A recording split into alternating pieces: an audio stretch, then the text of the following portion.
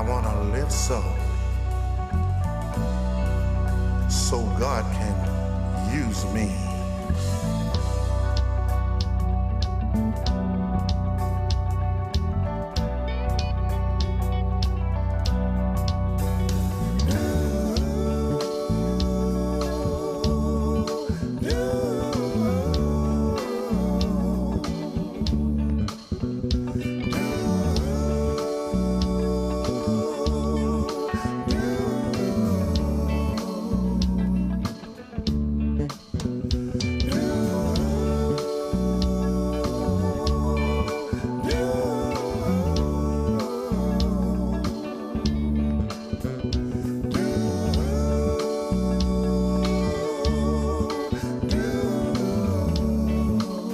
Oh yeah, I wanna live so God can use me now. I wanna live so. Hi, this is Gail Davis, host of the show I've Been Through It. And I know you can tell from the title of the show what our show is about. We all been through it. Everybody's been through something. And I just want to encourage everyone out there today, listening, watching, that just know that the battle is not yours. If you give it over to the Lord, the battle is not yours. And so we want to start off the show today. Last week we had a show, the first half of Raymond Green's story. Today we're going to have the second part of the Raymond Green story because it was so juicy and it was so good and we couldn't really stop, so we had to give him another show. But before we start the show, I want to give out some numbers because it might get real juicy again. We may not have time at the end to give out these numbers. So if you guys get your pen ready, these are some of the numbers that I brought for you guys, just in case you need someone to talk to in the middle of the night. This is all of these numbers are 24 hotline numbers, okay? So the first number, excuse me, the first number is National Rape Center, and it's 1-866-604-5350. And then for mental health crisis hotline is 1-800-982-8032. The alcohol and drug helpline is 855-900-1196. Depression is 866-488-7386. Domestic violence is 661-259-8175. And anybody need legal aid, the number is 213-640-3807. And I'm going to give out another number, and I hope there's no one out there that's contemplating suicide or anything, but you never know what's going on in the world today. It's a lot going on. So I am going to give out the National Suicide Prevention Hotline, too. That's 800-273-8255. So hopefully everybody got these numbers. Write them down. You may just need someone to talk to in the middle of the night. Okay, so there's always somebody to talk to, all right? So we're going to start off our show today, and I want to thank Roscoe's Media Center, Roscoe's Chicken and Waffle. I want to thank my girl Melissa for having me on her show. I just want to give a shout-out to my kids, Jalen, Ricky, and Kim, and Rolando, and my goddaughter Miracle, and just all my family. A couple of my best friends, all my cousins all around the world, because I got a lot in Denver, Colorado, Texas, California. So I just want to give a shout out to you guys, let you know I love you, and everybody that's involved in my life, my sisters and brothers, my different pastors that I've been up under, 3 different churches and stuff. So this show is not about me today. This show is about our guest, Raymond Green. And so he came last week, and he was really, really just so honest. He told his story. It was so real, but we didn't get a chance to finish. So today we're going to finish off with Raymond Green, the second part, until the book or the movie come out. right, Raymond? You want to boogie? That's Right. correct. Yes. That's correct. So anyway, we're gonna give the show over to Raymond.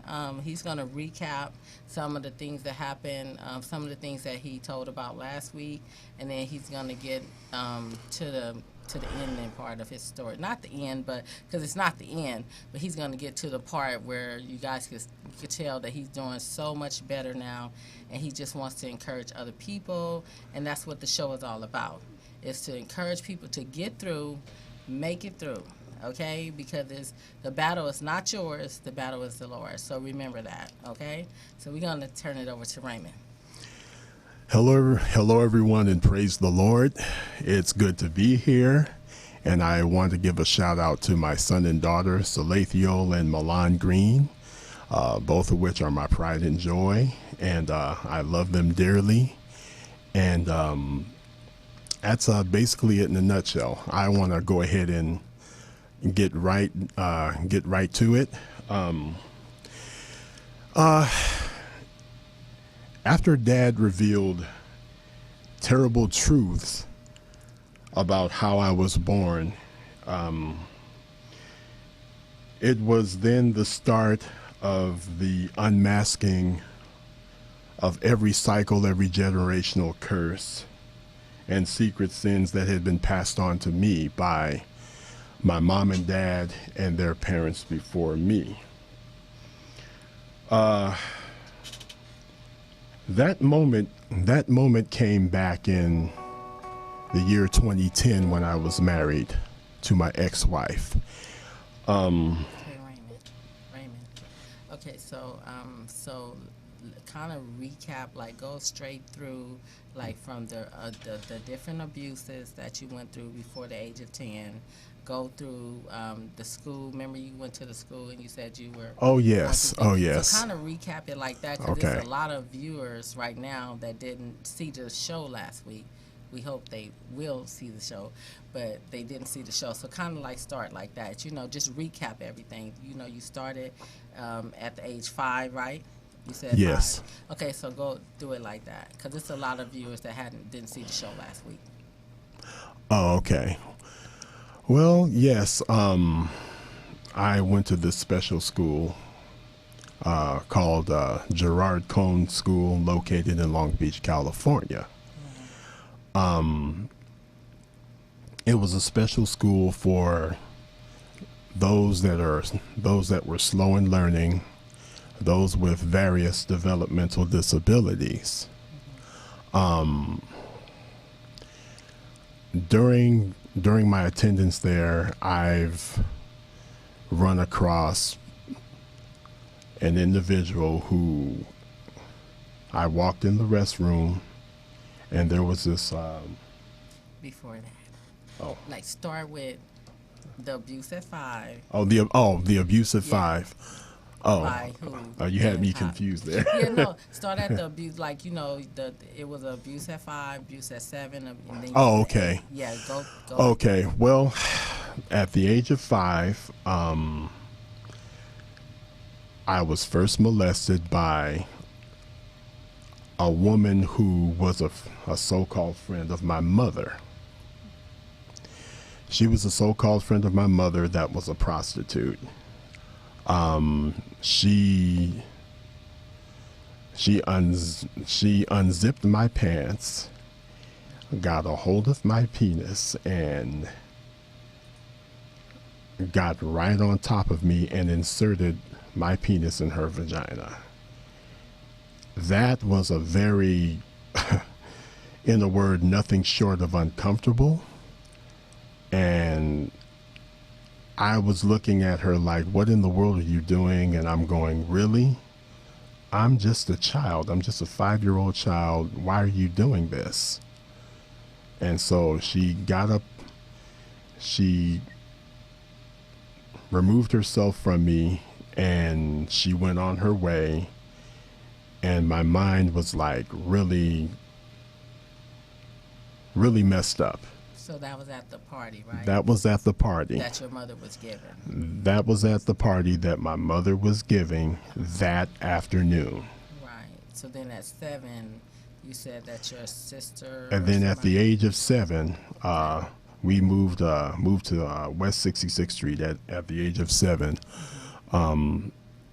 My oldest sister had a party, was having a party, and invited neighbors. Invited neighbors over to our mom's house, and there was this gangbanger who got a hold of me, walked me into my bedroom, and and he did quite a number on me. He unzipped my pants, started massaging my penis, and he pulled his pants down, attempting to kiss me, and he did all of these things with a smile, and with a Kool-Aid smile, I might add. And he pulled his pants up and went about his business as if nothing happened. Right. And you wasn't able to talk to.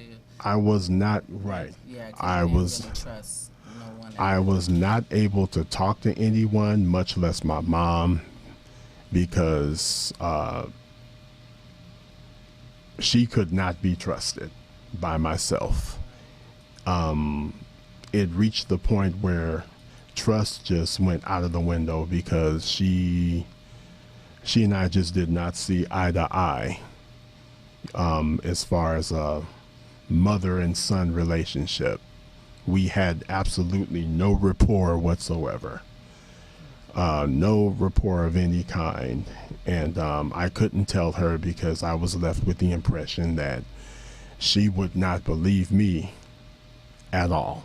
Right, because you guys didn't have had open communication. And so then you said at 9, there. And at the age of 9, excuse me, my cousin from Dallas, Texas, who died of AIDS back in 1995, got me, same scenario, pretty much. He walked me to my bedroom and grabbed, he didn't grab me physically. He pulled my pants down and massaged my penis, and he did the same thing, and he tried to insert himself inside me. I'm going, whoa.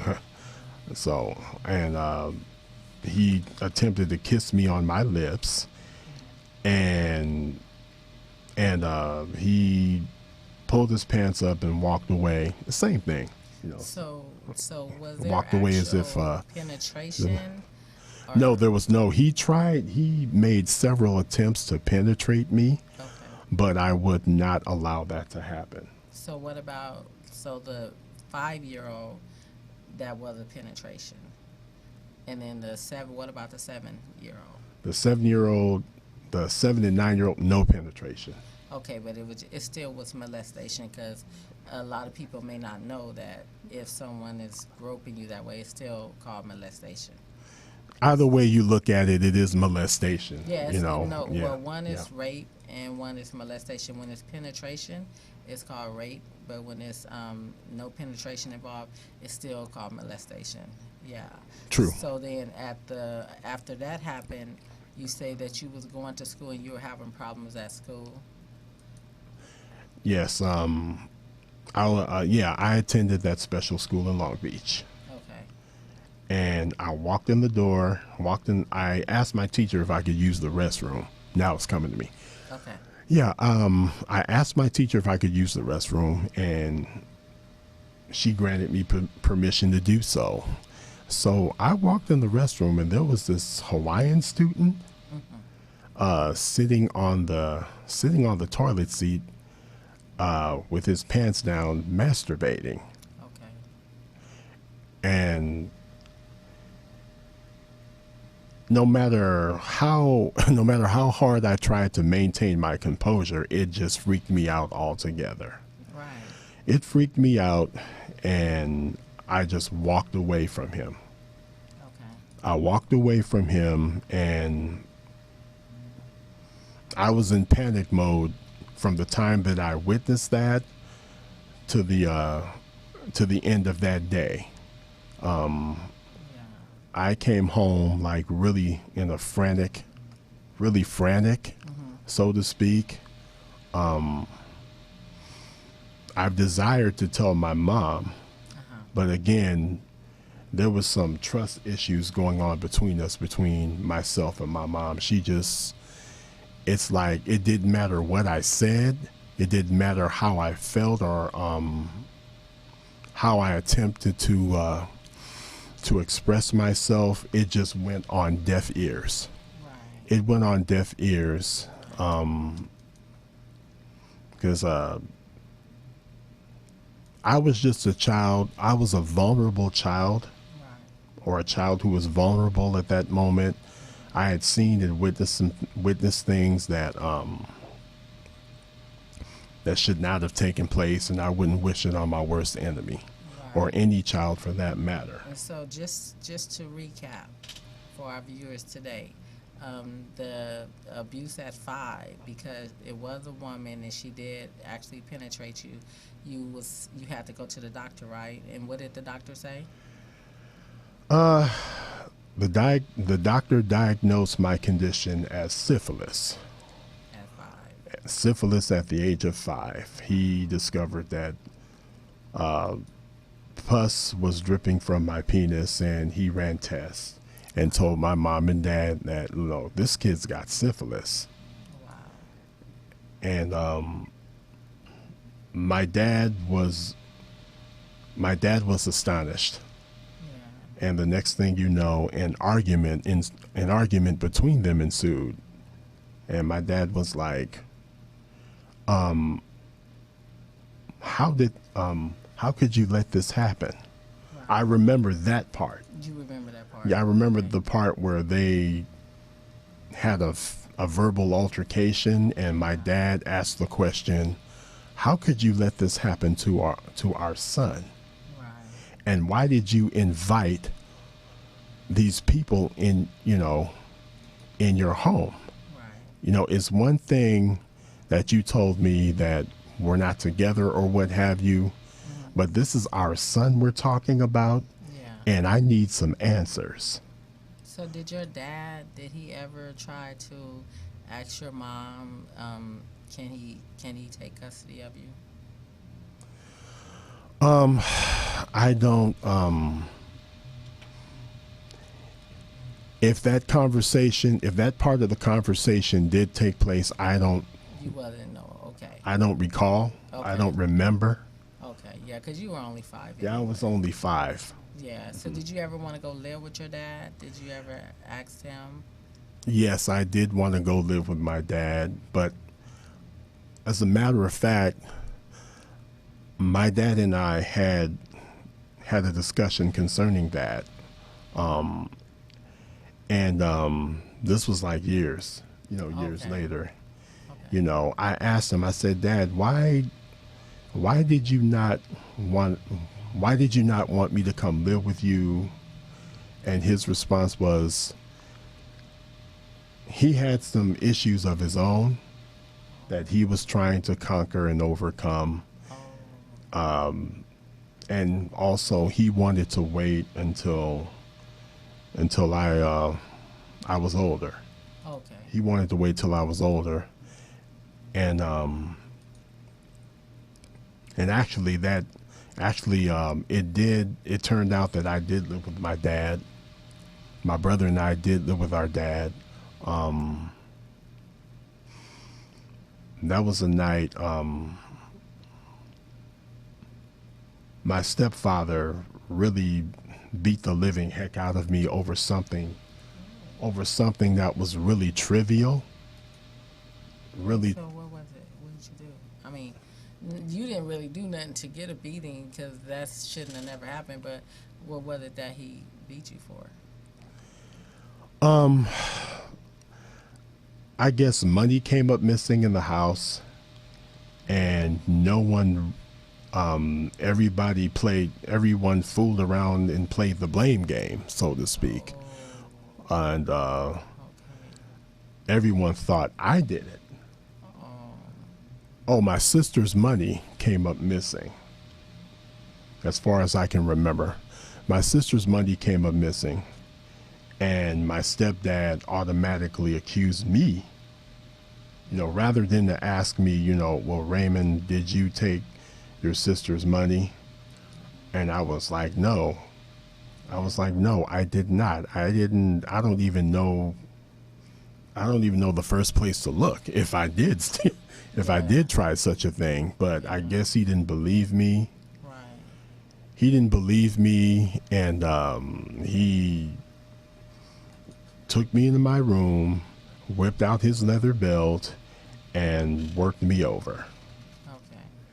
And my brother was like, wow, aren't you? So they didn't blame nobody else but you. You just like the first person. I was the first person that took the blame for Or you for took the blame stolen for it, money. or they just blamed you for it. No, let me rephrase that. I was the first person who was accused. Who was accused? That they And accused. it was like, don't matter. It's no matter what you said. It Yeah. mattered not what I said. Everyone accused me Okay. of stealing the okay. money. Yeah. And so one night, my brother and I snuck out of the house. Okay. We snuck out of the house, and we went to a nearby payphone, and we called our dad. And so my dad was like,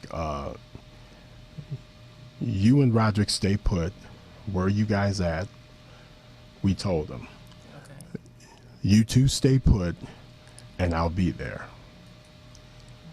So my dad came and got us. Okay. My dad came and got us, and he was already hotter than fish grease, Right.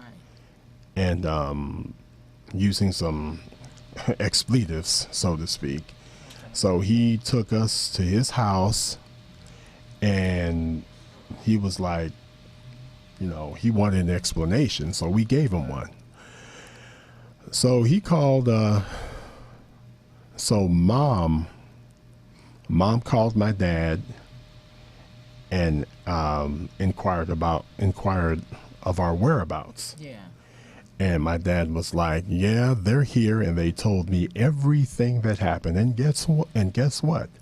I'm calling the police. So you and the man that you're married, the man that you're married to, say your prayers, because you're going to jail. Okay. Did they go to jail? Well, no. Okay. No, they did not go to jail. My stepdad saw the police, and I think right before my mom pulled up, she saw the police cars parked in front of my dad's house, and so she told her husband, get out of the car and go and hide somewhere. Okay. Okay. I remember that 'Cause your part. dad was gonna, Yeah. beat him up. Yeah, my dad was gonna really let him have it. Yeah. And so So yeah, tell us about. You said last week about the school that you were going to, that you were getting into fights and everything because you were, at this point you were upset with all of the things that had happened to you. yeah, not the special school, but the public school. Okay. I was attending 68th Street Elementary School, and there was this kid named Carlos that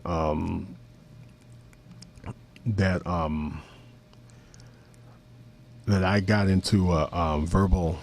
It wasn't a verbal nor physical altercation. He was standing right next to me during recess while the other kids were playing, and I can remember I can recall being so filled with anger. Okay. I was so filled with anger, and it reached the point where I grabbed Carlos. My mind just went completely blank, and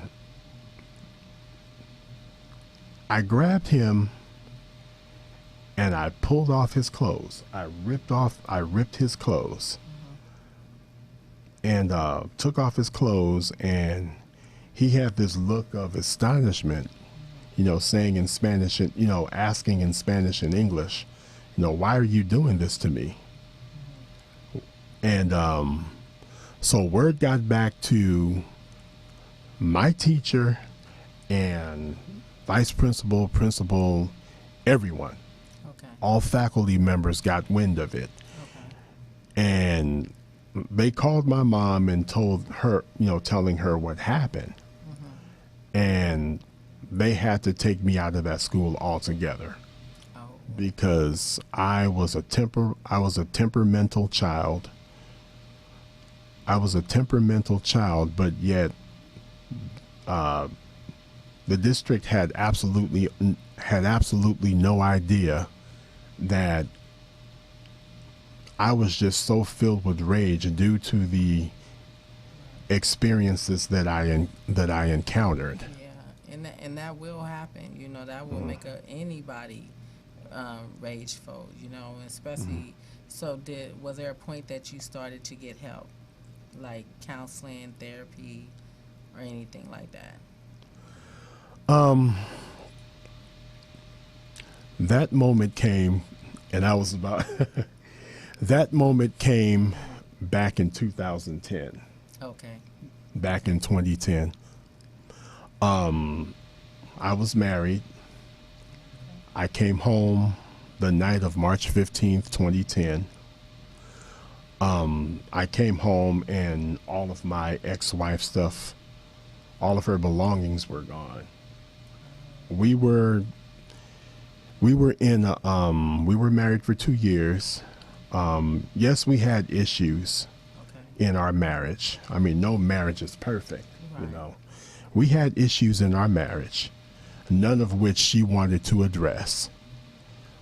She was not woman enough to tell me what was troubling her, no matter how hard I tried to pry into her heart to get her to open up to me. She would not do so.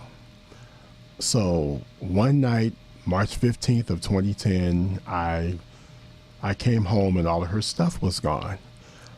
I whipped out my cell phone, and I called Sydney. That's her name. I called Sydney. I'm like, Sydney, what's going on? All of your stuff is gone. Our bank account is cleaned out. What's going on? Her response was, Raymond, I don't want to be married to you anymore, because she gave like a vague reason, something to the effect of, you haven't been spending time with me, I don't feel comfortable with you, and all the rest. And my response to that was, okay, had you come to me and had a sit down with me and said, Raymond, you need to spend more time with me. I know that you're working full time, going to school part time. You're spending time with your kids full time. Right. I knew this when you were married. Right. I knew this when you were married, but spend some time with me. I'm your wife, or I was your wife. And I said, why didn't you say all these things to me the night that I was trying to get you to open up to me? Right. That was the point when I was just so filled with rage. I was filled with rage, and I hung up in her face, and I threw a temper tantrum. Okay. And my anger had reached the point where I wanted to kill her. I wanted to purchase a handgun and find her and blow her brains out. Thank God we didn't do that. However, there were family members and friends who prayed with me and for me.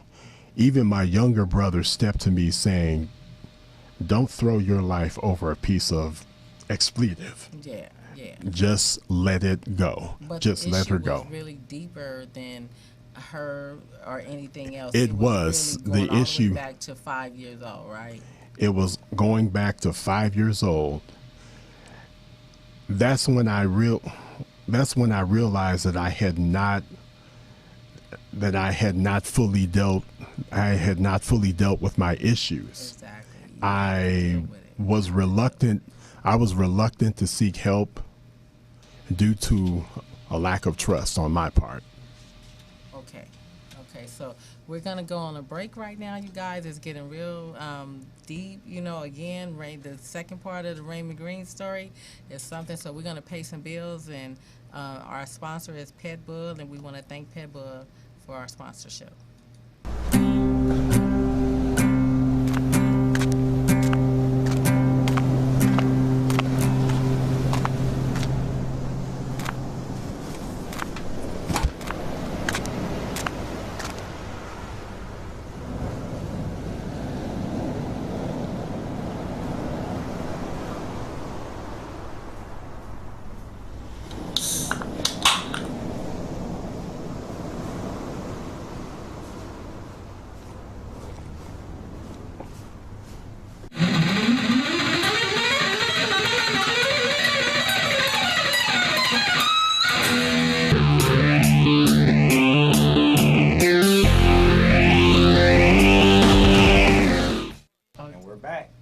Okay, we're back with Raymond Green, and you guys, I'm telling you, it just gets so intense and so deep. So we're gonna really try to get through this to at least get to a lot of good things that he's doing right now. He's made it through a lot of things. So we're gonna let him go right back into it, so we can at least get to the good part. Okay, all right, Raymond, go ahead. So we're gonna start with the part where you said you getting counseling in between the last abuse, and then the thing that happened at your school and everything when your stepdad beat you. So in between that time, how was you feeling? I was feeling enraged, Okay. extremely enraged. Okay, were you working and stuff and I was working. Oh, of course. different jobs? And so on those jobs, were you able to maintain and, because, sometimes when people are going through a depression stage, you can't really maintain a job or different things like that. So what was going on during that space, between before you got the counseling? So, Oh, okay. yeah. Okay.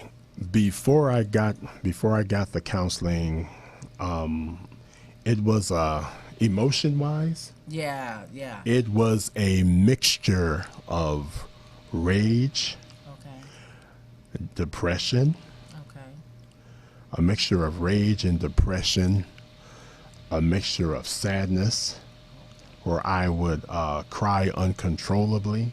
wow. It was a mixture of everything. Anger wise, I wanted to really lay hands on people. Right. I felt the desire to lay hands on people. Yeah. Someone who rubbed me the wrong way, or said the wrong things, I would personalize it. Okay. I would personalize what was said to me and go into another dimension. Okay. Go into another dimension. That's how deep my anger was. Wow. So you just feeling real. I was just feeling really, really angry, like the Incredible Hulk. Wow. It was like a Hulk type of anger, Okay. for a lack of a better term. Okay, so you got counseling and you're going through counseling. So what are some of the things that your counselor taught you? They taught you and the things that you're doing. I remember you were saying that you're doing your different karate, you know all this different karate and stuff like that, and you speak Japanese and One of my therapies is martial arts, practicing various martial arts. okay. And another is calisthenics, push-ups, sit-ups, jump rope, weights, Okay. jogging, and all the rest. And the other positive therapy that I put into practice is Okay. sign language. Okay. I'm a sign language interpreter in training. I work on my sign language skills on an everyday basis, and I do speak Japanese. Not fluent Japanese. I'm like, I guess for lack of a better term, the intermediate stage. Last week you said I love you. So Yes. how do you say I love God? Iesu o aishiteru. Okay. Iesu means Jesus. Okay. And so I love God in sign language. Can you do that? I mean, Sure, no problem. okay, all right. See, somebody learning stuff today. We all learning today. Okay, so you say you went through the counseling and everything, and so what can you tell someone right now that would encourage them to go through the counseling, and why not going through the counseling could be detrimental? Okay, not going through counseling would be extremely detrimental because, especially from an anger management standpoint, when you allow your anger to interfere with your better judgment, you'll end up passing up a good opportunity for advancement in your life, and no one will want to hire you. No one will want to hire someone who has a temperamental attitude. There is absolutely no place for that kind of behavior, especially in your high class jobs. You know, a lot of your high paying jobs want someone who knows how to manage their anger and use their better judgment. Excuse me, their better judgment, especially when there's money involved. You know, you've got to be a thinker. It doesn't necessarily have to be a high paying job. It can be any job for that matter. You have to make wise decisions and use good judgment on an everyday basis. And so the anger kind of blocks that. The anger will, I guarantee you, the anger will block your blessings. It will definitely block your blessings. And also, don't wait until something catastrophic unfolds in your life before you decide to seek counseling. Don't be like me. Do not be like me. Wait until something catastrophic unfolds in your life, and then you finally realize, hey, that's what happened to me. Hey, I have a problem here, and I need to do something. I need to talk to someone about it, and so that I can get over that hump and get that monkey off my back, so to speak. Do not wait until, again, I encourage anyone who's currently going through, be it mental challenges or something in your past that caused that really messed up your mind and causes you to have distrust towards someone. Seek help right away before your problem really gets out of control and you end up doing something that will and the result will be incarceration. You don't want to go there. Exactly. Believe me, it isn't worth it anymore.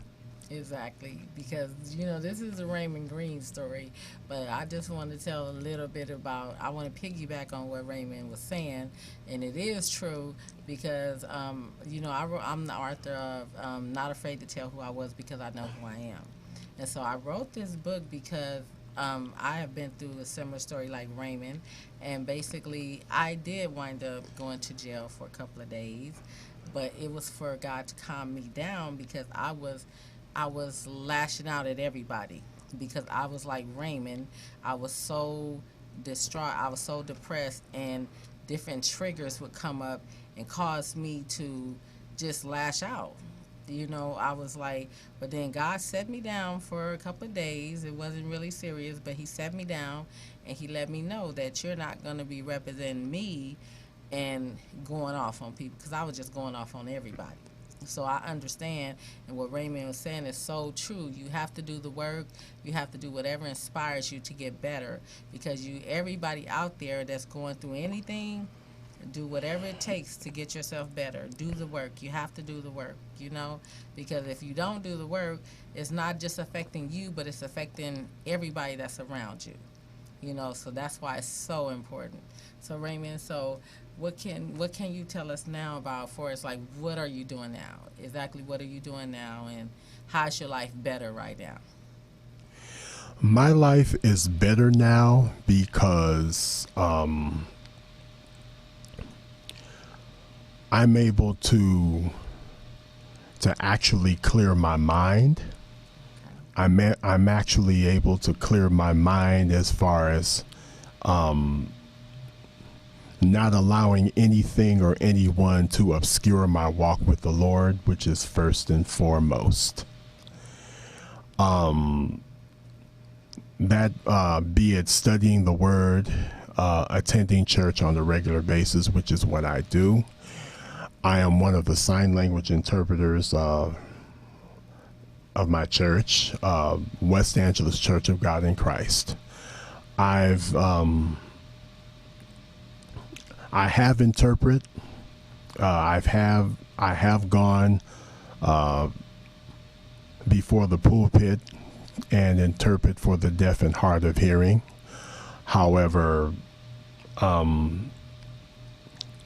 I still have a lot to learn when it comes to the sign language part of the gifts of that particular gift that God gave me.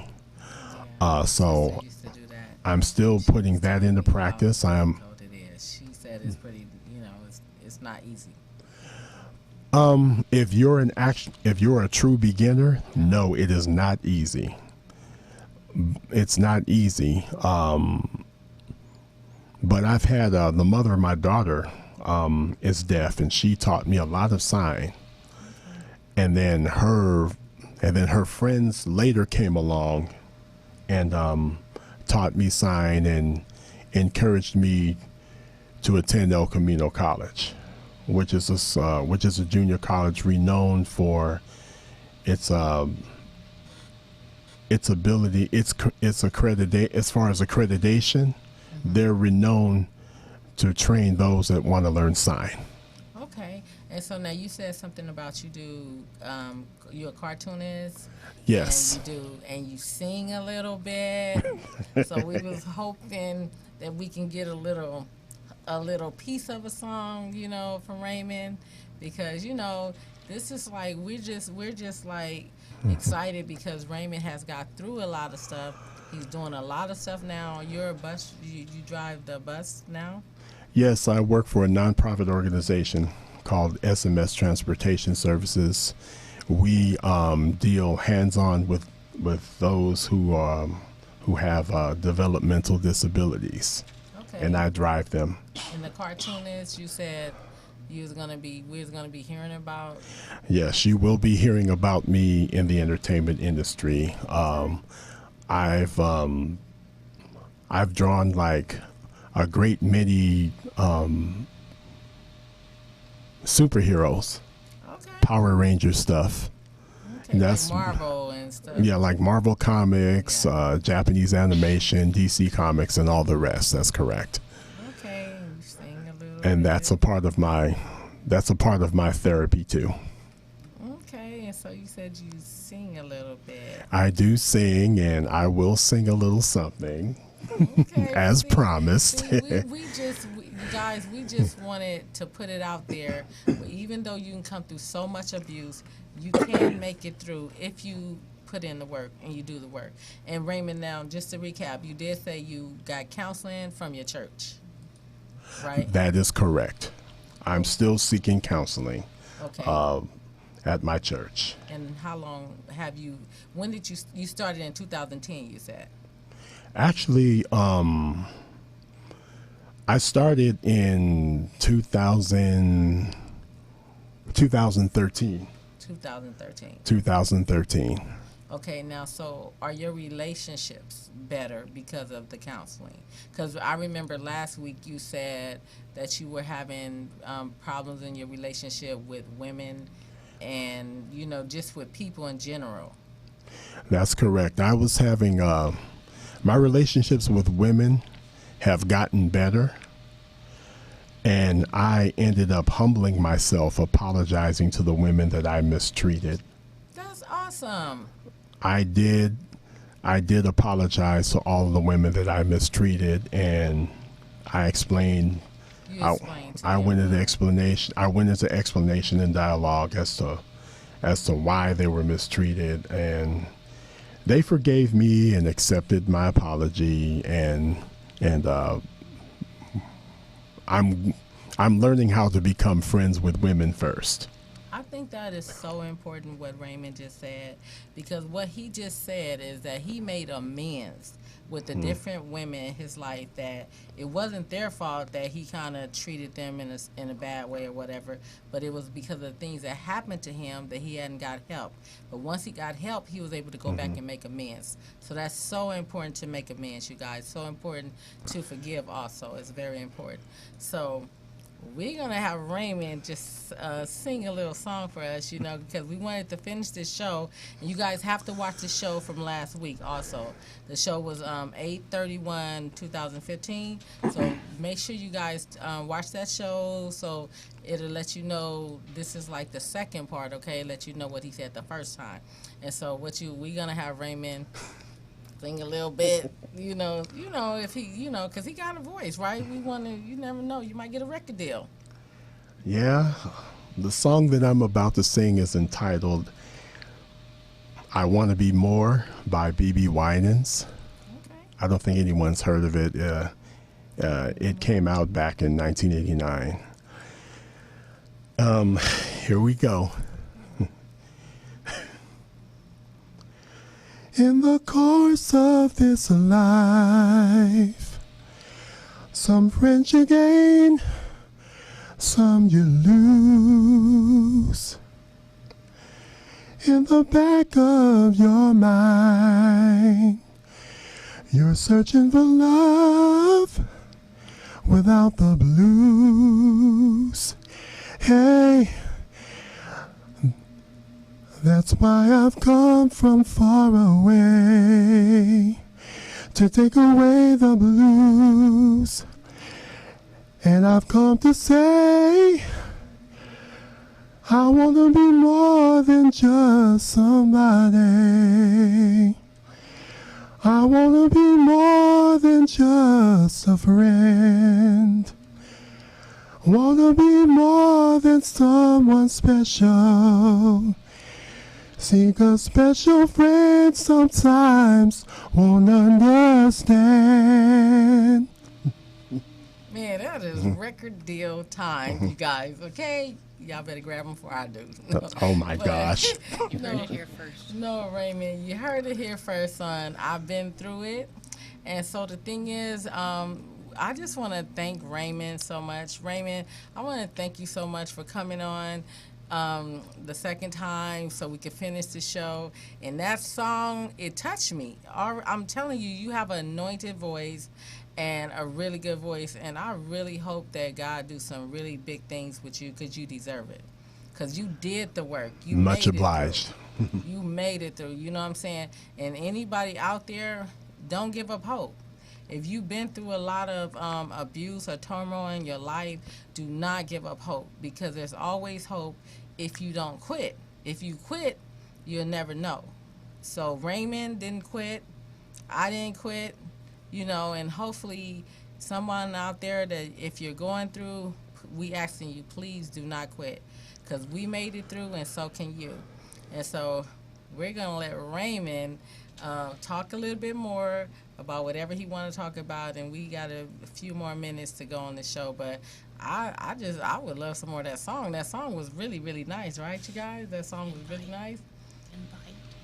No, who? Invite. Invite. Okay, yes, we got an invite. If there's anyone out there that wants to come, be a guest on the show and tell your testimony, just look me up at gadax1juno.com, or you could just call me 661-575-4311. But we're going to let Raymond talk a little bit more. I wish he would have sung that song a little bit more because it was really, really nice. And Raymond, you just showing, you're an example. You're showing everybody that they can make it through. You know, it don't matter if you're a guy or a girl, because sometimes even guys go through what us girls have went through. You know, I was abused as a child, went through the foster care system. And Raymond, he was abused as a child. So it's not just just for women. You know, men go through also. And there's women out there that does do it to men. There's men out there do it to women. So we can't just like look at men all the time like they're the only ones that is the victimizer. You know, because there's women out there victimizing boys and young men and things like that too. So we just have to come together with some solutions, and the biggest solution is God. God is the biggest solution, the Word of God, getting into the Word of God, and just really having a relationship with Him. And I know there's somebody out there probably saying, how do I have a relationship with God? You just start to talk to Him. Just start to read His Word and talk to Him. That's right. And He will talk back. But you have to be still sometime, because the Bible says, be still and know that I'm God. So sometimes we be still and be quiet, He will talk back. But you have to get into His Word and spend time with Him to get to know Him, because otherwise you can't have a relationship. So we're not religious no kind of way on this show. We have a relationship with God, you know. And so we just like putting it out there for anybody who's been through. It is possible to make it through, but you cannot give up. Okay, Raymond, you have something else that you want your viewers to know, our viewers? There is something that I do want to add.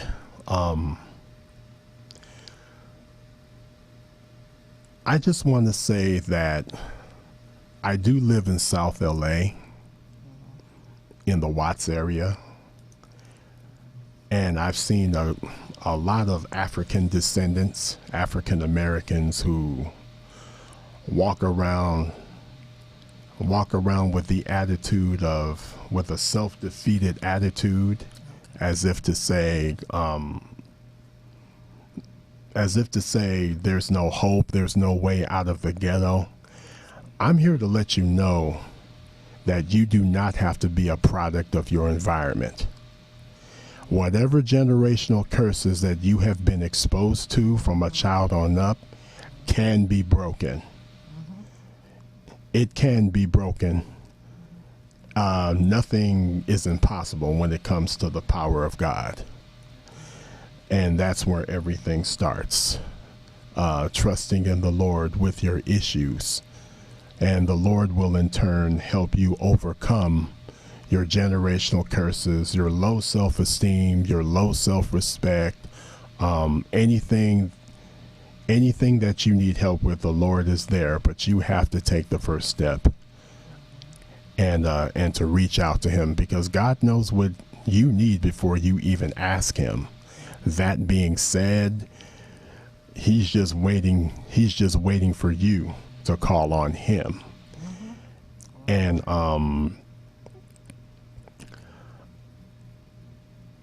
if I can break all of these, after I've learned about my mom and dad and what they did, and I did some research on my family history, because when you learn about your mom and dad, about your mom and dad and their upbringing and all the rest, you ultimately end up learning about yourself. That's it. So I took the time to sit back and analyze all of the things that went on between my mom and dad and I'm making changes in my life. Man. I'm making changes in my life from the standpoint that I do not want any of what I went through or what was passed on to me to be passed on to my kids. That's it. And that is why I am in school. I am a college student at El Camino College. I'm making plans on transferring to Cal State Northridge University because I am sick and tired of dealing with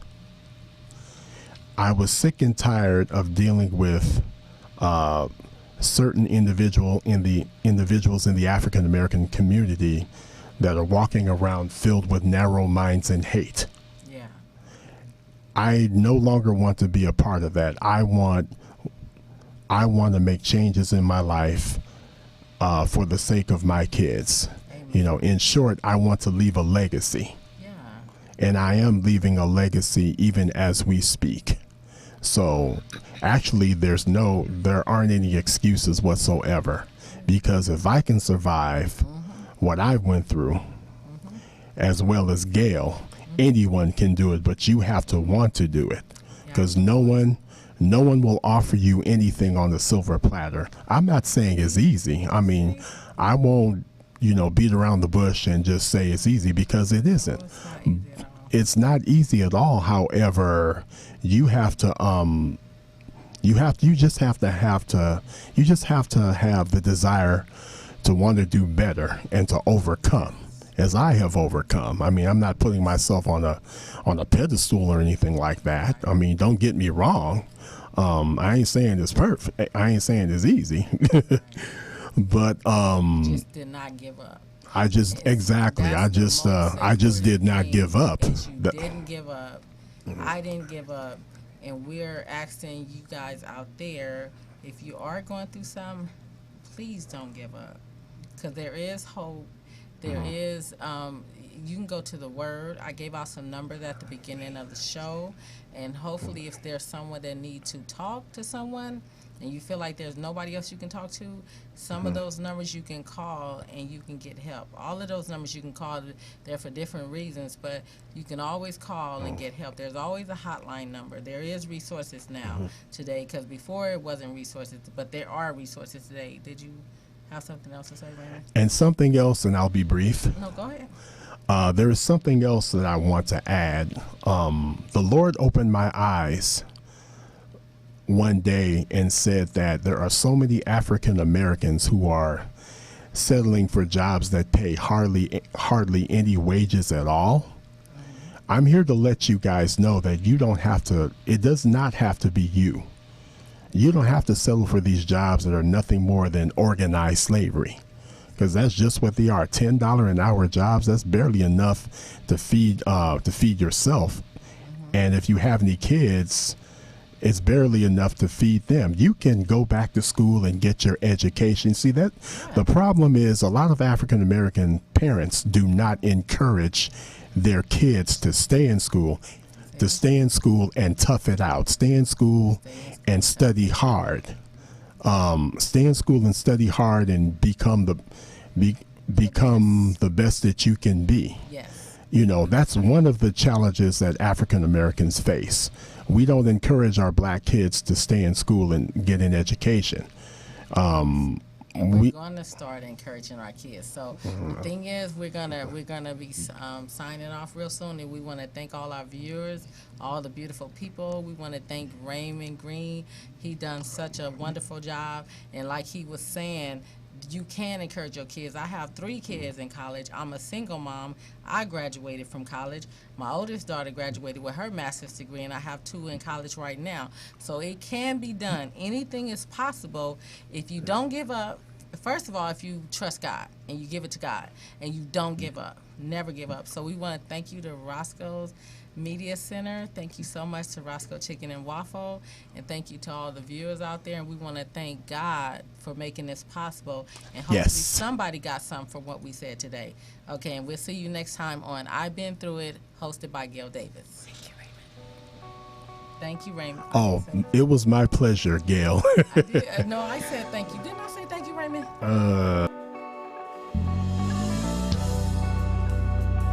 I want to live so so God can use me.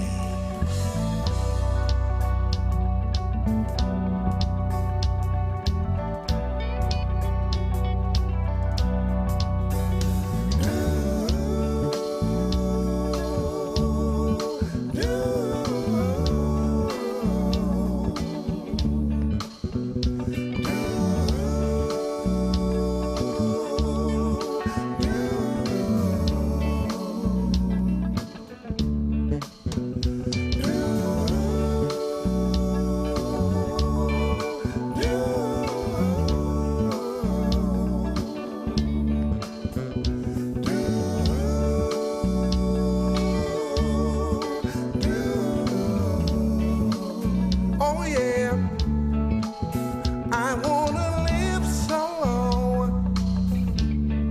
so God can use me now. I wanna live so God can use me now.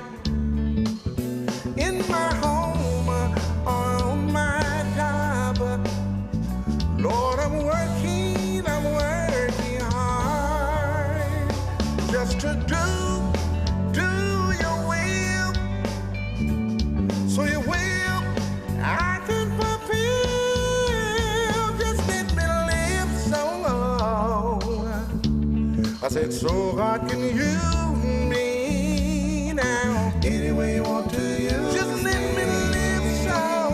Oh yeah. Said so God can use me, yeah. In my home or on my job, Lord, I'm working hard, just to do your will. I can fulfill that it's so God can use me now. So God can use me.